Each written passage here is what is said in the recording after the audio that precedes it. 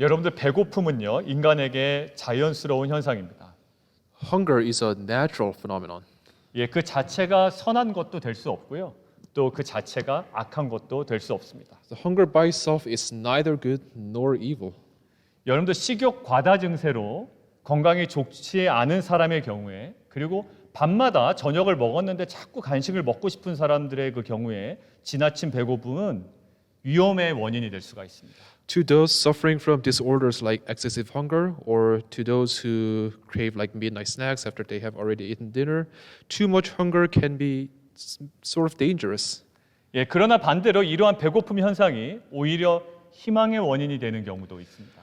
On the other hand, hunger may be a reason for hope to some people. 예, 식욕 부진으로 생명의 위협까지 느끼던 환자가 있었습니다. There was a patient who suffered from anorexia who was in a critical condition. 예, 이런 환자가요 의사에게 갑자기 가서 걱정스러운 눈빛으로 선생님 제가 배가 고픕니다라고 이야기한다면 아마 의사는 이렇게 얘기할 겁니다. If a patient goes to his doctor and says, "Doctor, I'm worried. I suddenly feel hungry," then the doctor will say this. 배고픔을 느끼게 된 것은요 당신의 건강이 회복되었다라는 것입니다. 결국 당신에게 있어서의 그 배고픔은 회복의 메시지입니다라고 아마 의사가 얘기할 거예요. Then the doctor will say, "Feeling hungry means that you are recovered. Hunger for you is a message of hope." 결국 배고픔보다 더 중요한 것은요 배고픔에 대한 의사의 진단, 의사의 해석입니다. To the patient, more important than the hunger itself was the doctor's interpretation of the hunger. 우리도 다양한 상황들을 경험하며 살아가고 있습니다. We are experiencing many things in our lives. 때로는 지금처럼 절망처럼 또 느껴지는 답답한 상황일 수도 있습니다. Sometimes such experiences may throw us into despair. 그때 우리는 지금 그러한 상황들이 과연 우리에게 희망의 시그널인지 아니면 정말 위험의 시그널인지 분별할 수 있어야 됩니다. In such times, we must be able to discern if those situations are indeed signs of danger or if they are rather signs of hope. 결국 삶은요, 팩트가 중요한 게 아니라 삶에 대한 해석이 중요하기 때문입니다. Ultimately, life is not about what we see, but how we interpret it. 그래서 우리는 오늘 본문을 통해 바울의 복음 전파 과정과 그리고 베레아 사람들의 복음 수용의 그러한 태도를 통해서 우리가 경험하는 이 팩트에 대한 해석의 태도가 어떠해야 되는지 함께 나누는 은혜의 시간 되기를 원합니다. So through today's passage, I would like for us to see how we are to interpret our experiences by looking at how Paul preached the gospel and how people at Berea received the gospel. 예, 사도 바울은요. 빌립보에서 100마일가량 떨어진 데살로니가로 지금 이동해 있습니다. Paul traveled about 100 miles from Philippi to Thessalonica.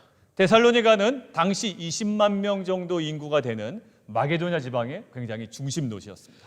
Thessalonica was a central city of Macedonia with about 200,000 people. 자, 지난주 빌립보와는 달리요. 오늘 1절에 보면 회당이 있었다라고 기록이 되어 있죠. Unlike Philippi from last week, there was a synagogue in Thessalonica. 그래서 그곳에 도착한 바울은요. 오늘 2절에 기록된 대로 회당에서 복음을 전하고 있습니다. So when Paul arrives there, he preaches the gospel in the synagogue. 자, 그런데 바울이 회당에서 전한 복음의 내용은 다른 것이 아니었어요.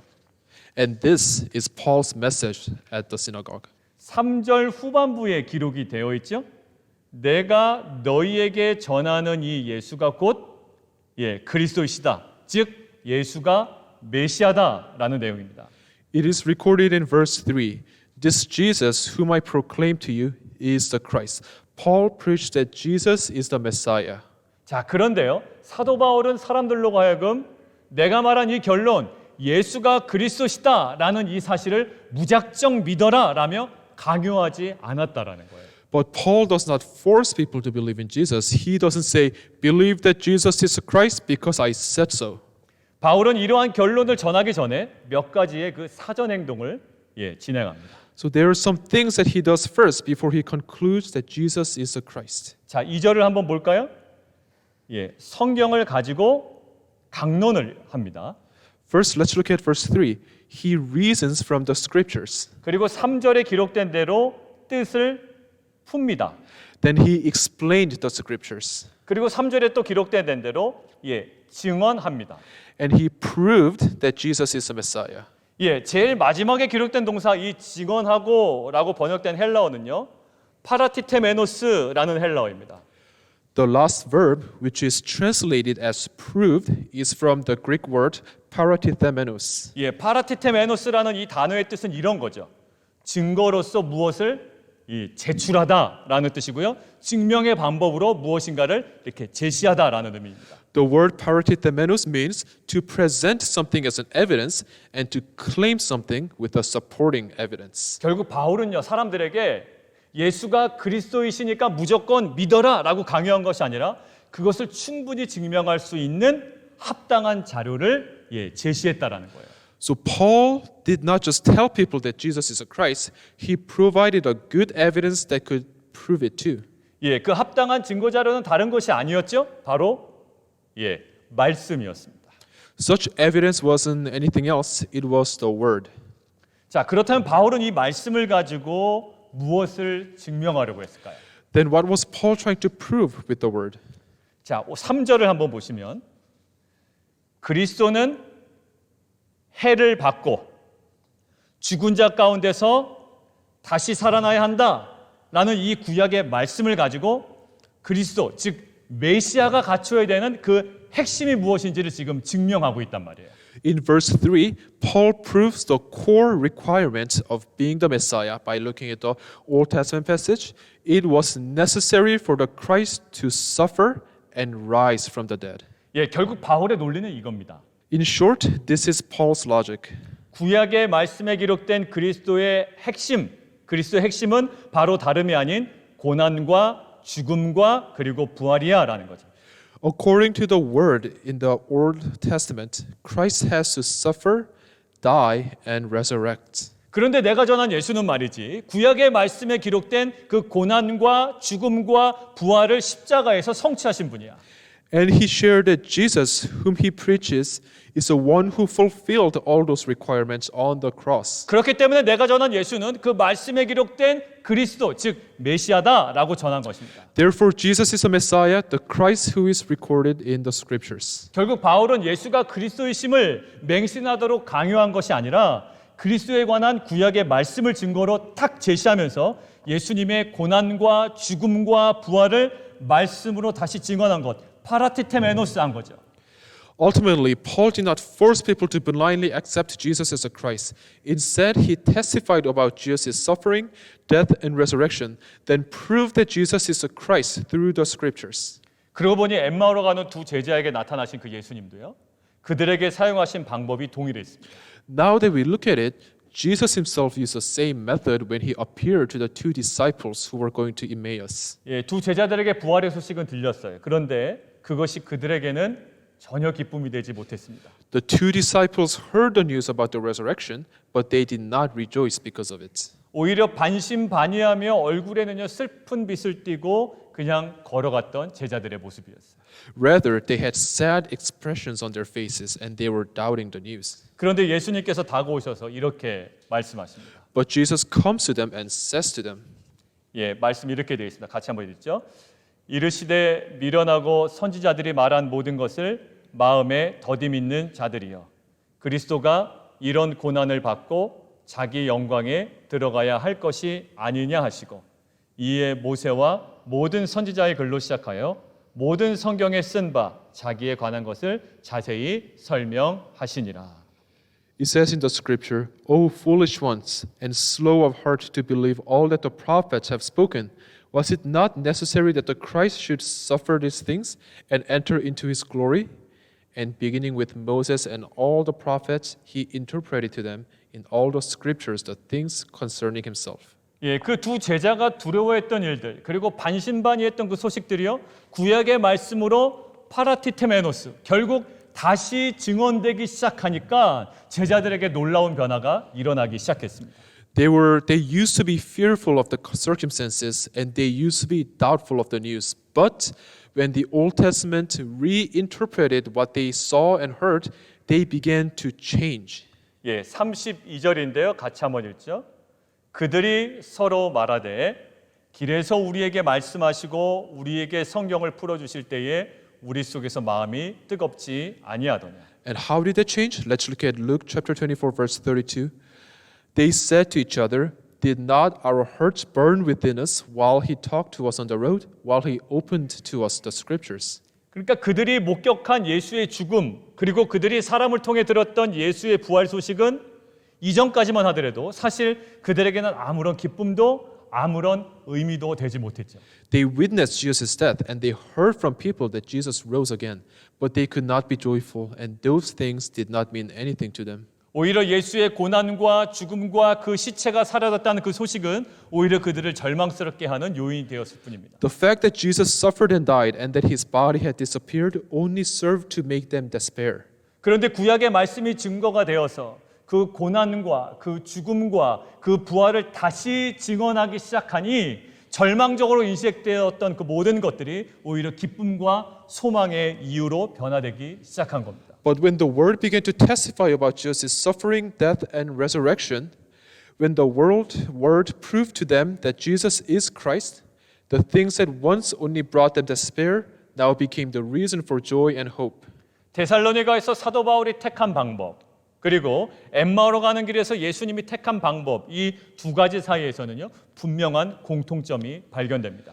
There is one common thing, one very clear thing in common between the method that Paul used in Thessalonica and the method that Jesus used on his way to Emmaus. 예, 기쁨과 소망의 이유가 절대로 될 수 없었던 그 예수의 고난과 죽음을 애써 감추려고 부정하려고 했던 것이 아니라 바울과 예수님은요 이 말씀을 증거 삼아 다시 증언한 것이죠. This is it. They did not try to hide or deny Jesus' suffering and death. Rather, they proved the significance of Jesus' suffering and death through the word. 좌절과 실망으로 느껴지는 것들에 대해서 말씀으로 증언되기 시작하니까 오히려 많은 무리들에게 구원이 임하고요. 그리고 절망이 기쁨과 소망으로 변화되기 시작했습니다. When the word began to reinterpret the things that were seen as despair and disappointment, many people were saved and despair turned into joy and hope. 예, 엠마오로 가는 제자들이 진정한 깨달음을 얻기 전까지는요. 예수의 고난과 죽음과 부활의 소식을 자신의 방식대로 평가한 것처럼 우리들도 실은 각자의 인생을 자신의 방식대로 계속 평가하며 실은 살아가고 있습니다. Just like how the two disciples used to interpret the news about Jesus' resurrection like on their own accord, before Jesus showed up to them and gave them such realizations, we interpret our lives on our own accord as well. 예, 코비드-19으로 인한 상실은 곧 절망이라고 우리는 평가하죠. We interpret the loss due to COVID-19 only as misfortune. 예, 나를 불편하게 하는 일들은 불행이요 재앙이라고 평가하고 있습니다. We interpret the things that make us uncomfortable as disasters. 예, 가는 길이 막히게 되면 실망하게 되고요. We despair when our paths get blocked. 그래서 애써서 그 모든 실망스러운 것들을 부정하고 감추려고 굉장히 애쓰고 있습니다. So we try to deny or hide away all those things that disappoint us. 그런데 우리는 이때 꼭 기억해야 합니다. But in the times like this, we have to remember. 예수님의 고난과 죽음도 당시와 그 직후에는 온통 절망과 불행과 실망의 이유였을 뿐이에요.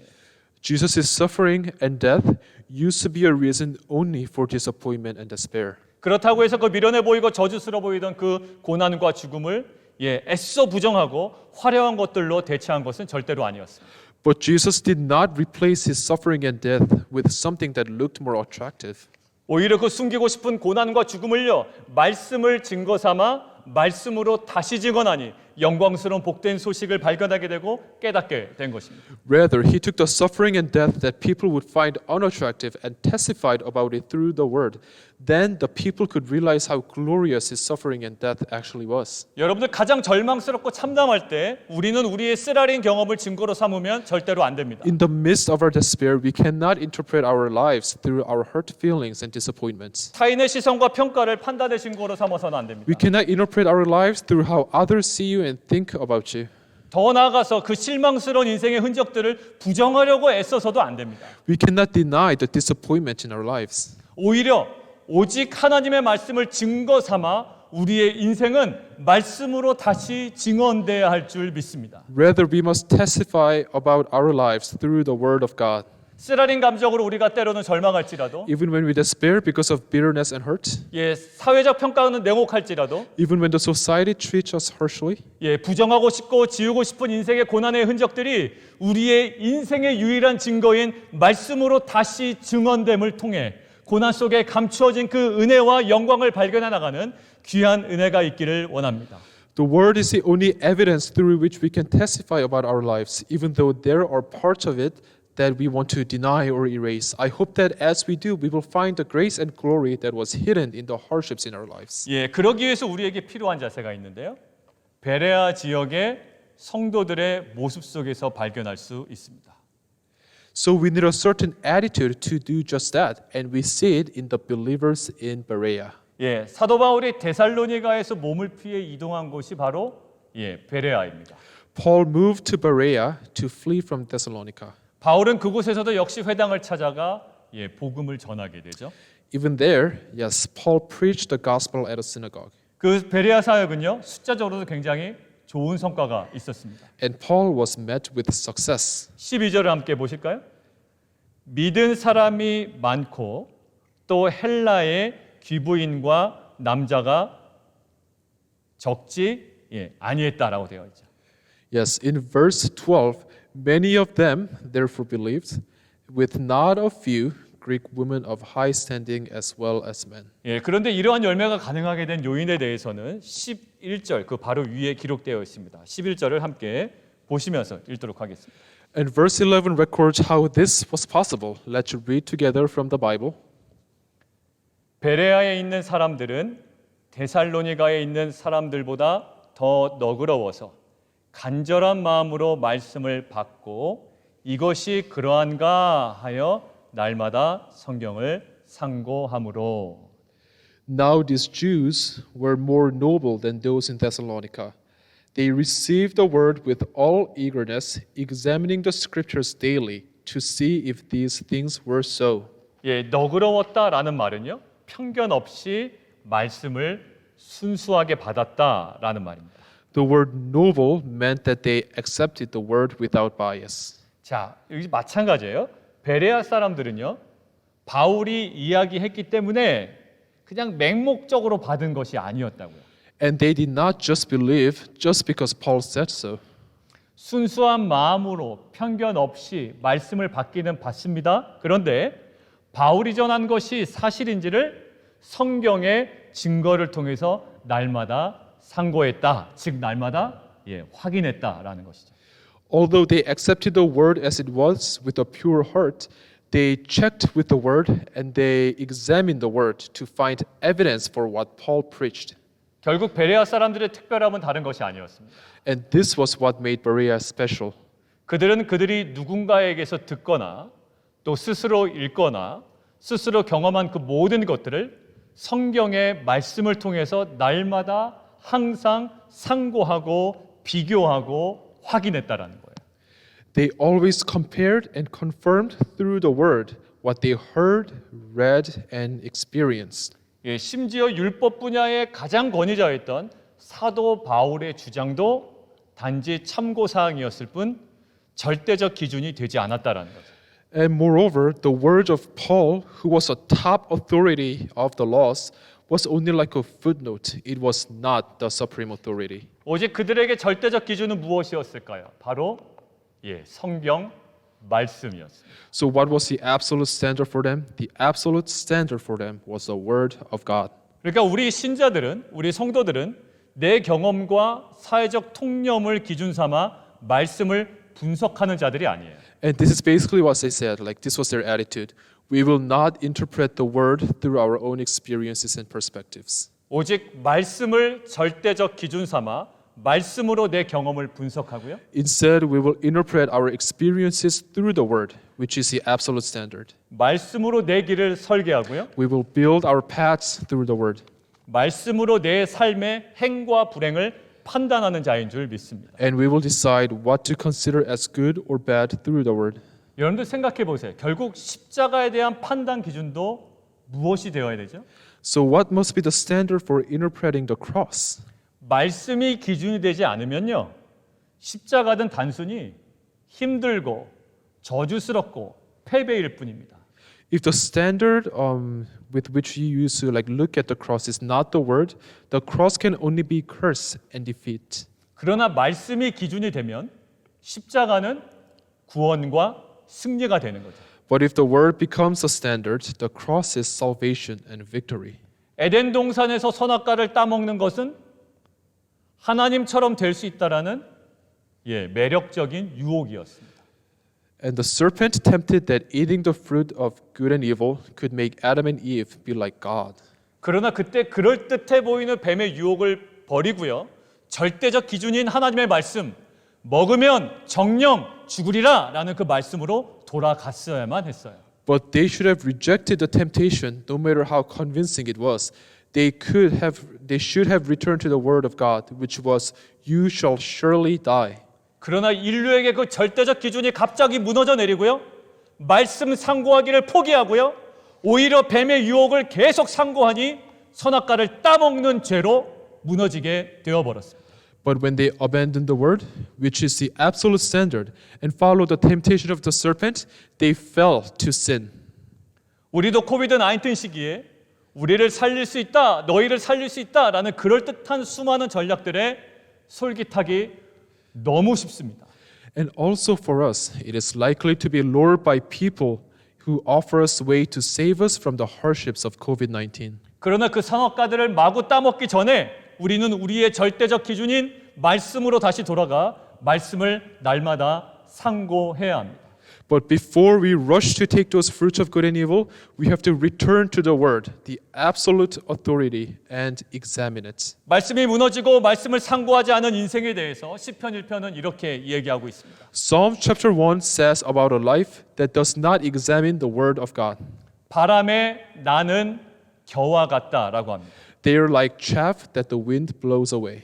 그러나 여호와의 말씀을 즐거워하여 그 율법을 주야로 묵상하는 즉 상고하는 자는 시냇가에 심기운 나무가 철을 따라 열매를 맺고 잎사귀가 마르지 않는 형통한 자다라고 규정하고 있죠. But those who delight in the word and meditate on it day and night, aka examine the word, are like tree planted by streams of water that yield its fruit in its season and its leaf does not wither. 우리 인간들에게는요 늘 선악과가 매력적으로 보이게 마련입니다. The fruits of good and evil are always so tempting to us. 악인의 꾀가 시대를 앞서 나가는 것처럼 보입니다. And the schemes of the evil people seem so successful. 그러나 그때에 우리가 정신을 차리고 돌아가야 하는 자리가 있습니다. But then we have to wake up and return. 바로 말씀의 자리인 줄 믿습니다. We have to return to the word.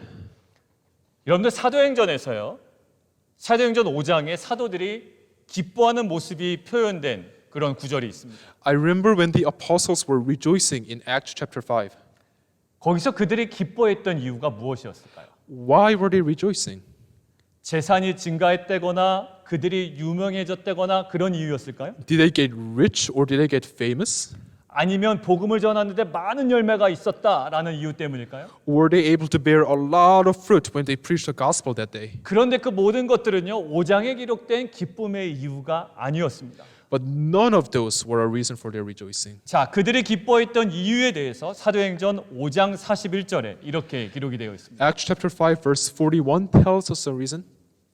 사도들은 그 이름을 위하여 능력 받는 일에 합당한 자로 여김을 기뻐하면서 공회 앞을 떠나니라. Then they left the presence of the council, rejoicing that they were counted worthy to suffer dishonor for the name. 여러분들 세상적인 입장에서는요. 복음을 전하다가 공회에 끌려가서 매를 만든다? 이것은 오히려 사역의 실패로 여겨질 수 있는 실망스러운 장면입니다. Getting beat up for spreading the gospel might have been seen as a failure of a ministry. 그러나 그들은 실패로 여겨질 수 있는 그 일로 인해 오히려 굉장히 기뻐하고 있어요. But they were rejoicing instead because of something that looks like a failure. 이유는 이거죠. 그들이 능력받는 그 자리에서 그들이 상고한 게 있다고요. 뭐예요? 그들이 상고한 것은 사람의 시선도 아니고요. 그들의 감정도 아니었고요. 그들이 받고 있는 상처도 아니었습니다. Why? Because while they were being persecuted, they did not ponder on their own feelings or how others saw them. 오직 그들의 능력의 상황 가운데 그들은 말씀을 상고했기 때문이죠. 마태복음 10장입니다. They only pondered on the word of God. This is from Matthew chapter 10. 사람들을 삼가라. 그들이 너희를 공회에 넘겨주겠고 그들의 회당에서 채찍질하리라. 또 너희가 나로 말미암아 총독들과 임금들 앞에 끌려가리니 이는 그들과 이방인들에게 증거가 되게 하려 하심이라. Matthew chapter 10 verses 17 to 18. Beware of men, for they will deliver you over to the courts and flog you in their synagogues, and you will be dragged before governors and kings for my sake, to bear witness before them and the Gentiles. 사도들이 채찍질을 당하는 그 순간에요. 이 말씀을 상고하니까 채찍질이 오히려 복음의 증거로 쓰임 받았다라는 확신이 그들 가운데 들었고 결국 그 확신으로 그들은 기뻐할 수 있었던 거죠. When they pondered on that word, the apostles, even as they were being whipped, they saw the whipping as an evidence of being used for the gospel, and they could rejoice. 예, 또 하나 있습니다. 마태복음 5장입니다. And there's one more verse they pondered on. It's from Matthew chapter 5. 예, 우리 함께 읽겠습니다. 의를 위하여 박해를 받는 자는 복이 있나니 천국에 그들의 것입니다. 나로 말미암아 너희를 욕하고 박해하고 거짓으로 너희를 거슬려 모든 악한 말을 할 때에는 너희에게 복이 있나니 기뻐하고 즐거워하라. 하늘에서 너희 상이 큼이라. 너희 전에 있었던 선지자들도 이같이 박해하였느니라. Blessed are those who are persecuted for righteousness' sake, for theirs is the kingdom of heaven. Blessed are you when others revile you and persecute you and utter all kinds of evil against you falsely on my account. Rejoice and be glad, for your reward is great in heaven. For so they persecuted the prophets who were before you. 예, 결국 사도들이 박해를 받는 그 순간에요. 마태복음의 이 팔복의 말씀을 상고를 하니 욕먹는 일과 수많은 박해들이 복된 자의 영광스러운 삶이라는 확신이 들었고요. 결국 그 확신으로 오히려 기뻐할 수 있었던 거죠. So in times of persecution, they could rejoice. The apostles could rejoice when they pondered on the word, because now they were sure that persecution is a part of life of those who were blessed. 예, 이것이 바로 말씀을 상고하고 주야로 묵상하는 자가 누리는 세상에 감당하지 못하는 놀라운 능력임을 믿습니다. I believe that the power that those who ponder and meditate on the word can enjoy, it is a power that the world cannot handle. 사랑하는 성도님들, 우리들은 코비드 19으로 인해 경험되는 다양한 상황들을 계속적으로 마주대하며 살고 있습니다.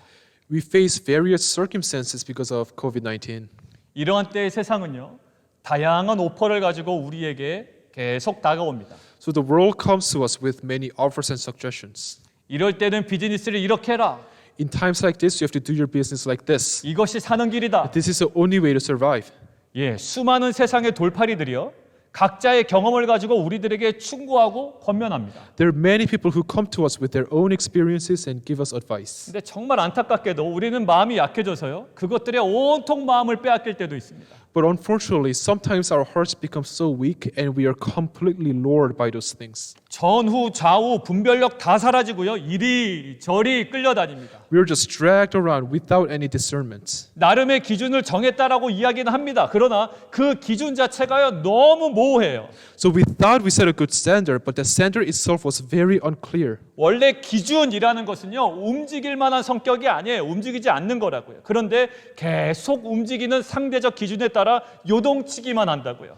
The standards by definition are supposed to be absolute and unchanging, but right now when we set our own standards, they always move around depending on the circumstances. 그러나 이때 우리는 인생의 절대적 기준인 말씀 앞으로 우리가 나아가야 할 줄 믿습니다. So we have to go before the word, which is the absolute standard of our lives. 예, 세상 돌팔이들의 형편없는 충고나 권면이 아닌 우리 인생을 설계하시고 빚으시고 무엇보다도 우리를 아끼시고 사랑하시는 하나님의 그 말씀 앞으로 나아가야 할 줄 믿습니다. We must not look to the words of people which are so fallible. We must look to the word of God who builds our lives and who cares for us and loves us more than anyone else. 결국 채찍질과 능욕을 당하면서도 말씀을 기준 삼아 말씀을 상고함을 통해 오히려 그 능력을 기뻐할 수 있었던 사도들처럼 So just like the apostles who could rejoice in the midst of persecution because they consider their situations through the word of God.